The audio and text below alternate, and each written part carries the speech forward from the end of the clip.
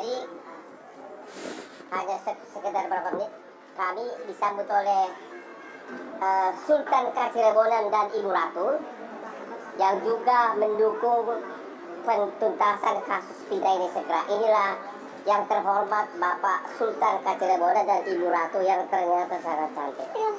Oke? Mau foto kegantengan gue juga silahkan.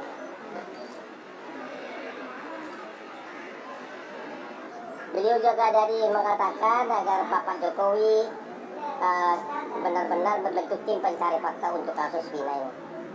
Terima kasih. Terima kasih Pak. Ya, makasih semua ya. Ya, terima kasih Pak.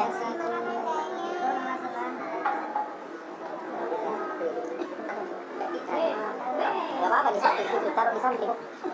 Kan kubu berbeda. Mana ya?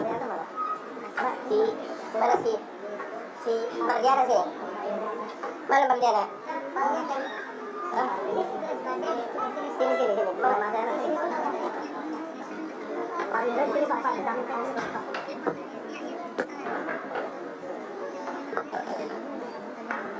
Siapa di sini? Mana Intan? Ayo.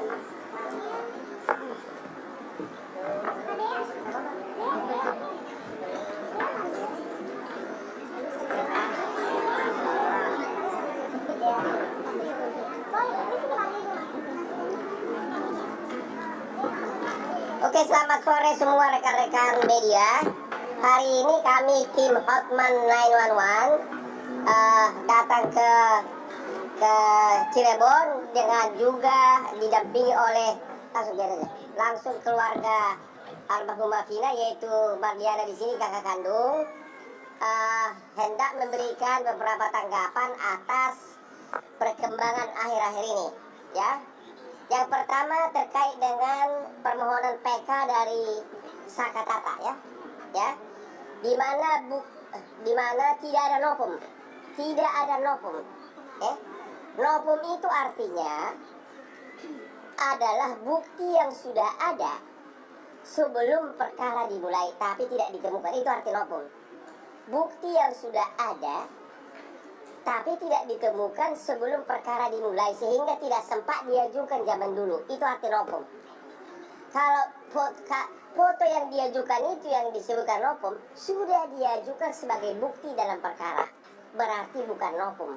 Kalau tidak ada novum berarti tidak ada PK, tidak ada dasar untuk PK. Jadi dasar masuknya udah tidak ada. Kalau pendapat media itu nggak ada artinya apa-apa, itu bukan bukti alasan PK. Sekali lagi, satu-satunya alasan PK mereka itu adalah novum.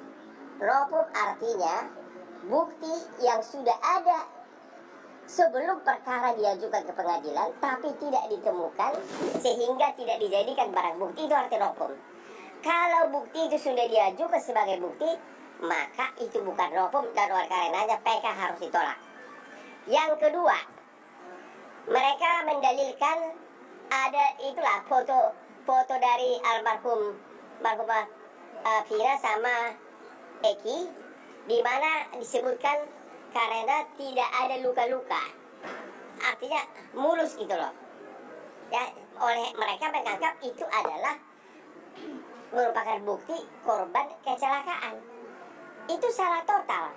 Justru kalau korban kecelakaan harusnya, ya, kalau sampai meninggal keseret jalanan, ketimpa pasti kan harus hancur dong kulitnya ini. Tapi kalau ini saya tonjok begini, sebagai sesuai dengan kata visum ini, saya tekan ini pakai benda ke dalamnya, gini, ya, tentu kan ini nggak luka-luka, tapi visum ini menyatakan patah tulang di mana-mana, patah tulang di beberapa bagian. Sama kalau ini saya hujat, ini kan ada bambu ya, samurai dong. Kalau tusuk begini, tentu ini nggak kena, semua bersih. Itu mah buktinya bahwa memang itu bukan kecelakaan, ya. Karena kalau kecelakaan sampai meninggal, ini pasti sudah kebabat habis sama jalanan, aspal hancur atau ketabrak. Ini malah enggak. Jadi logika kuasa hukum mereka yang mengatakan gara-gara foto di mayat itu mulus, maka itu adalah kecelakaan, bukan penganiayaan. Yang kedua, mereka mengatakan ada luka baut dari motor kena ke badan mereka. Ya namanya udah digebuk begini, jatuh ya bisa kena lah sama bautnya. Jadi lagi-lagi patah itu dalil tersebut. Ya. Kemudian hari ini katanya siapa itu? Bukan, yang saksinya itu yang ditolak. Yang ditolak siapa? KM apa? Deddy Mulyadi, aku juga bingung itu orang, ya. Kok ngapain dia maju ke persidangan? Dia kan bukan saksi. Sudah cukup lah, dia udah populer, mudah-mudahan cepat terpilih nanti ya, calon apa? Nah, udah cukup lah kampanye, udah cukup lah mas, ya. Udah selesai lah itu, janganlah terus-terusan itu berlanjut terus ya. Anda tidak memenuhi syarat sebagai saksi kok, ya. Oke, kalau kalah populer, Anda masih kalah sama gua populernya, oke? Mengenai Dede, Dede pasti bukan, Dede itu pasti pintar. Kuasa hukumnya juga pintar. Kalau Dede sampai datang ke pengadilan di perkara PK ini menyatakan bahwa dulu dia memberikan kesaksian palsu, artinya apa? Mini itu juga bisa dipenjara karena sumpah palsu. Ya, jadi mungkin itu dia sudah sadar, makanya dia tidak datang. Artinya, setelah melihat bukti nopom tidak ada saksi, maka tidak ada alasan bagi hakim PK untuk merubah putusan ini. Tidak ada alasan karena memang putusan ini bagaimana bukti foto tidak mungkin mengalahkan dua. Ini ada dua. Ada visum sesudah bongkar mayat dibongkar dari kuburan, ada sebelumnya. Nggak mungkin bukti foto yang hanya gara-gara tubuh almarhum mulus bisa mengalahkan visum yang sudah menguraikan di mana-mana ada patah tulang, ada kerusakan benda tumpul, bahkan di bagian kemaluan dari almarhumah terdapat banyak air mani. Ya, terdapat banyak air mani. Ya. Juga di dalam putusan ini sampai di sebuah putusan ada pertimbangan majelis hakim yang menyatakan bahwa penganiayaan tersebut telah direncanakan karena sudah ada SMS dari para pelaku tanggal 17 Agustus 2016. Ini ada di pertimbangan majelis hakim. Ya, ada SMS antar mereka. Ya. Jadi sekali lagi keluarga Pina dan kami kuasa hukumnya tetap berpegang kepada putusan itu bahwa yang terjadi adalah penganiayaan yang mengakibatkan matinya orang atau pembunuhan berencana dan juga pemerkosaan. Ya, untuk itu saya kasih dulu kesempatan kepada Ibu Maliana. Gimana pendapat Anda? Terlalu banyak sekarang media maupun berbagai oknum mengatakan bahwa ini adalah kecelakaan. Ya, apa pendapat? Apa kata keluarga korban? Saya dari awal itu meyakini, saya dan keluarga meyakini bahwa ini pembunuhan. Kami keluarga tidak terima bahwa ini dikatakan laka lantas. Karena luka-luka yang adik saya alami itu berbeda jauh dengan kecelakaan. Kalau dibilang kecelakaan. Motornya nggak rusak ya? Saat itu saya lihat enggak. Nggak rusak ya? Enggak. Terus luka-luka di tubuh yang keseret mobil nggak ada? Enggak ada. Nggak ada? Enggak ada. Ya. Hanya ini kepala itu lunak, terus kaki sama tangan itu remuk. Tulangnya itu remuk, udah ngampe gitu tuh Pak. Kok begitu? Iya. Oke. Tanda-tanda trauma tubuh. Apa? Ya udah. Ini visumnya ini sudah mana tadi? Ini nggak bisa dibantah lagi. Ini kan hasil resmi. Ini di mata hukum yang diakui itu adalah visum atau otopsi, visum et repertum. Disebutkan di sini meninggalnya karena benda tumpul, patah tulang di mana-mana yang benar-benar bukan ciri khas orang kecelakaan lalu lintas. Ya, karena justru bukti foto mereka itulah justru harusnya mematahkan dia punya PK sendiri. Karena justru bukti foto itulah membuktikan bahwa itu bukan kecelakaan. Mana ada kecelakaan serusak ini tulangnya bersih habis, nggak ada sama sekali kegores aspal dan sebagainya. Kira-kira itu pertanyaannya. Sebelum kebetulan di sini ada Pak Rudiana. Sebenarnya saya sama Pak Rudiana ini musuhan sebenarnya. Karena aku berusaha meminta ketemu dia tidak mau ketemu. Ya, entah kenapa. Sekarang mewakili wartawan dan mewakili keluarga Pina, saya mau bertanya kepada Pak Rudiana nih sekarang nih, tolong dijawab secara apa adanya tanpa ada yang ditukangin. Waktu kejadian tersebut katanya Bapak sebagai apa tuh? Bagian narkoba. Narkoba. Oke. Bapak bagian narkoba, tapi kenapa Bapak yang menangkap para pelaku ini? Ya, silakan. Saya adalah orang tua daripada korban, yang mana saya punya kewajiban untuk menjaga hak hidup daripada anak saya. Ya.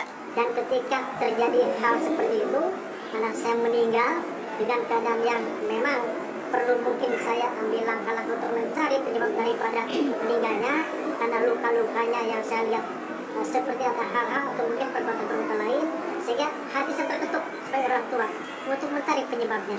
Ya.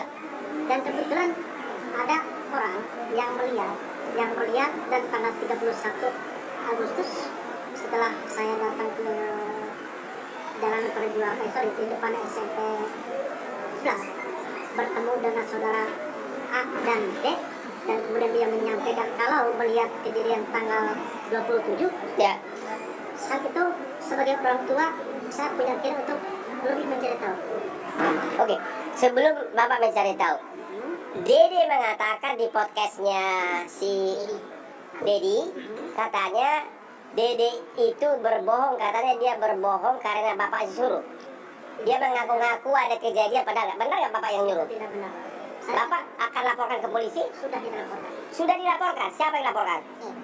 Kuasa hukumnya, Pak. Siapa yang dilaporkan? Kita sudah laporkan 3 orang, Yaitu? Dedi Mulyadi, Dede, dan Nika Akbar Oke. di Polda Jabar. Itu apa itu? Pasal berapa? 27 ayat 3. Ya, siapa? Dedi Mulyadi sudah dilaporkan juga? Sudah, Bang. Hah? Tiga-tiganya. Ntar nggak tercapai dong jadi gubernur. Jadi Kapolda lebih cocok ya, Bang. Oh begitu ya? Jadi penyidik Iya. ya sekarang. Iya. Udah dilaporkan, oke. Jadi tidak benar Dede, Tidak benar, Pak. Bapak yang nyuruh berbohong. Tidak benar. Oke. Pertanyaan berikutnya. Sesudah Anda mulai lakukan pemeriksaan, yang bikin BAP siapa? Yang bikin tahu penyidik reskrim, Pak. Saya cuma melapor ketika sudah menggali 15 menit dan mereka melaporin, kita serahkan ke reskrim yang melakukan pemeriksaan. Oke. Itu kejadiannya malam-malam. Kenapa di BAP bisa begitu jelas para pelaku mengingat motornya merek apa, siapa bonceng siapa? Itu kan udah malam-malam. Kok bisa? Apakah itu rekayasa nggak BAP-nya? Kok bisa? Ada ditulis di BAP ini, si ini bonceng si ini, merek mobilnya ini. Yang ada malah mengatakan, ada malah pelaku mengatakan di BAP, aku duluan yang perawanin. Ada lagi yang mengaku mengatakan, maaf, air maninya ketumpah di paha. Kok bisa sampai sedetail itu? Itu direkayasa atau memang begitu pengakuan para korban? Kalau saya sendiri sebagai pelapor tidak ada rekayasa, Bang. Ya. Pada saat kami menggali informasi dari para terpidana, itu hanya saya tuangkan di HP dan berita acara. Kemudian penyidik reskrim melakukan pengembangan terhadap para pelaku tersebut yang dituangkan di berita acara. Maksud saya, apa mereka waktu itu dalam keadaan mabuk pelaku itu? Tidak. Lu gua bantu gara-gara lu ah.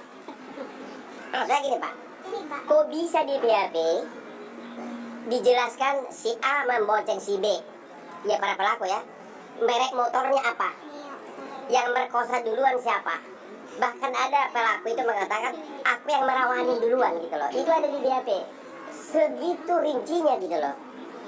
Kok tiba-tiba sekarang 3 dari nama itu fiktif katanya, asal nama fiktif gimana itu Pak? Bapak yakin nggak bahwa itu Peggy yang ditangkap adalah Peggy yang kemarin?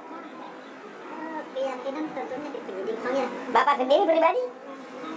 Ini Kan Egi sama Dede kan ngadu ke Bapak kan? Jadi menurut Bapak gimana?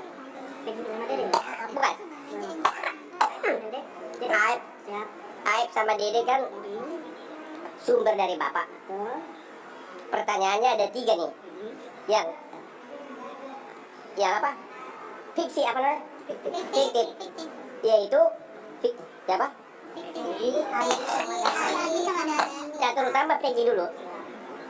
Menurut Bapak itu Peggy yang kemarin dia di pra peradilan atau bukan? bicara keyakinan, karena yang saya tahu hanya nama-nama yang disebut para terpidana. Disebutkan. Disebut terpidana. Hmm. Kemudian keluarga tersebut dilakukan pengembangan pemeriksaan oleh penyidik. Ya. Mungkin penyidik yang lebih jelas. Oh begitu. Kalau yang dua lagi fiksi itu nggak tahu juga Pak. Iya, saya tidak. Nggak tahu ya. Hmm. Ada pertanyaan kamu ke biar puas lah, biar kita nanti gue di lu jangan dulu gue disogok Pak Rudiana lagi ya. Kemarin gue dituruh disogok gubernur apa tuh? Bupati apa? Cirebon. Bupati Cirebon. Bukan dong, kamu tuh yang dibilang 7 miliar. Iya, Bupati Cirebon. Bupati Cirebon ya? Bupati Cirebon. Yang dulu gue nyogok, gue lebih kaya dari bupatinya, oke? Jadi nggak mungkin gue disogok. Apa? Apa? Apa? Ya justru makanya ini saya mau tanya. Nama 3 DPO itu nama dari siapa? Nama 3 DPO kita dapat pada saat kita gali keterangan daripada terpidana Rudiana. Kebetulan nama. Saya tambahkan ya, Ya, rekan-rekan media. Yang pertama, pertemuan sore ini sekaligus menjawab ya, antara keluarga Vina dan keluarga Eki tidak kompak. Jadi pertemuan sore ini menjawab bahwa kami baik-baik saja dan akan mencari keadilan. awalnya saling curiga. Awalnya saling curiga. Ya, sekarang pun masih dikit. Siap Bang. Habis ini harus makan bareng nih Bang. Kalian tahu. Kemudian yang kedua, ada narasi yang sesat dan menyesatkan. Pak Rudiana tidak pernah menangkap. Tolong diluruskan ya. Pak Rudiana tidak pernah menangkap. Yang dilakukan oleh Pak Rudiana adalah melakukan investigasi yang semua kita kalau orang tua punya anak-anaknya meninggal tidak wajar. Saya kira semua orang tua pasti melakukan hal yang sama. Udah nggak usah banyak cerita lah, ya. Anak beliau berangkat dengan kabar bahwa Vina dan Eki sudah tidak bernyawa dengan kecelakaan. Itu telepon malam itu, Pak Rudiana ya. Sampai di sana sebagai seorang penegak hukum dia melihat ada ketidakwajaran dengan mayat anaknya.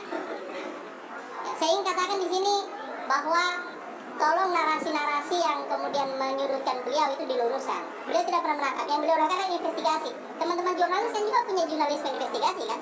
Apa itu dilarang? Kan tidak. Nah, begitu beliau menemukan titik terang kejadian ini, ya, beliau berkoordinasi dengan reskrim. Betul ya? Ada ya, berkoordinasi dengan reskrim, ya, untuk membawa dan kemudian diinterogasi awal di Polres. Karena para penyidik reskrim menemukan bahwa unsurnya terpenuhi, dimintalah beliau melakukan laporan sebagai pelapor. Jadi peran Rudiana di sini yang pertama menginvestigasi sendiri ya kasus ini, dan kemudian sesudah terpenuhi diserahkan ke reskrim. Apa yang salah? Tidak ada yang salah. Jadi itu yang perlu saya luruskan. Terima kasih Bang. Oke. Dulu, pertanyaan berikutnya. Sebentar dulu, nanti. Pak Rudiana, Aep dan Dede itu kan saksi kunci. Kenapa tidak dibawa ke persidangan? Kenapa hanya disumpah dengan berita acara? Kenapa tidak dibawa ke persidangan? Padahal mereka adalah saksi kunci. Mereka hanya tanda tangan BAP. Memang menurut hukum acara boleh sambil bikin BAP disumpah, tapi tidak dibawa ke persidangan. Posisi saya hanya sebagai pelapor. Nggak tahu. Posisi saya hanya sebagai pelapor. Karena pelapor dari untuk tidak pidana terhadap pelapor. Jadi nggak tahu kenapa Dede sama Aep tidak dibawa bersumpah di depan persidangan. Pertanyaan berikutnya, Bapak sudah melihat foto yang diajukan oleh kuasa hukum Saka Tatal menyebutkan tubuh dari almarhum dua-duanya mulus. Mereka mengatakan itu kecelakaan murni. Bapak sebagai orang tua melihat langsung keadaan mayat kecelakaan murni atau dianiaya? Itu dia nilainya Pak. Saya lihat langsung dari mulai luka bayi yang ke dalam, terus gigi hancur, ini rahang patah, Ya, pergelangan ini patah. ya, Terus kemudian ada biru di sini, ya, belakang dan kiri biru juga kena pukulan. ya, Untuk abang tadi kalau kecelakaan itu ada baret Bang. ya, ya, Di sini ada. Itu ya ada seperti kena tubuh. ya. Kaki kanan itu patah pergelangan. Apanya? Pergelangan kaki belakang patah. Ya.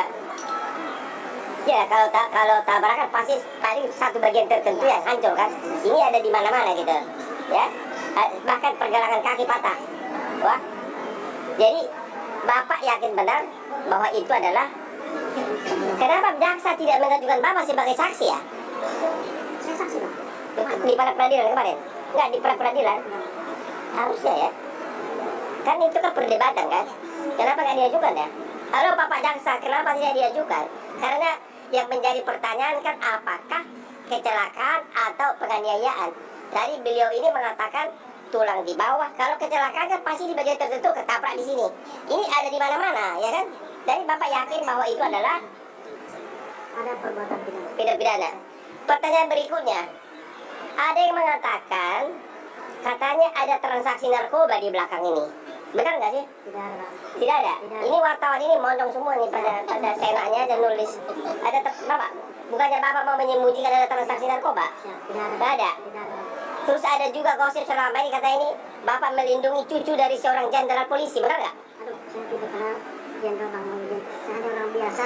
2016 masa itu Bang. Bintara yang Ya. Ya, mungkin saya kenal Pak Muhyiddin.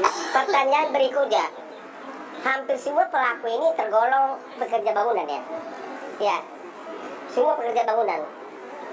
Apakah masuk di akal pekerja bangunan satu geng dengan cucu seorang jenderal? Kira-kira gimana? Kalau logika sepertinya tidak masuk akal. Tidak masuk ya? Ya, mungkin Bang Madian bisa menyatakan. Gimana? Pelaku ini kan hampir semuanya boleh dikatakan ya ekonomi pas-pasan dari pekerja bangunan. Apakah selama ini kan media-media ini mengatakan melindungi cucu jenderal? Masuk di akal nggak cucu jenderal satu geng motor sama mereka? Tidak Bang. Kenapa tidak masuk di akal? Agak susah diterima itu Bang logikanya. Hah? Susah diterima logikanya Bang. Gitu ya? Iya. Apalagi emang cucu jenderal saat itu ada bertugas anaknya di Cirebon atau di mana? Iya. Ada nggak di situ cucu jenderal yang anaknya bertugas di situ? Di Cirebon? Saya tidak tahu. Nggak ada. Ya kalau dia jenderal ngapain di Cirebon ya? Hah? Pasti di CBD ya nggak? Hah? Biar bisa berdansa ya nggak? Ya? Oke, silakan pertanyaan sekarang. Anda bebas bertanya kepada Pak Rudiana.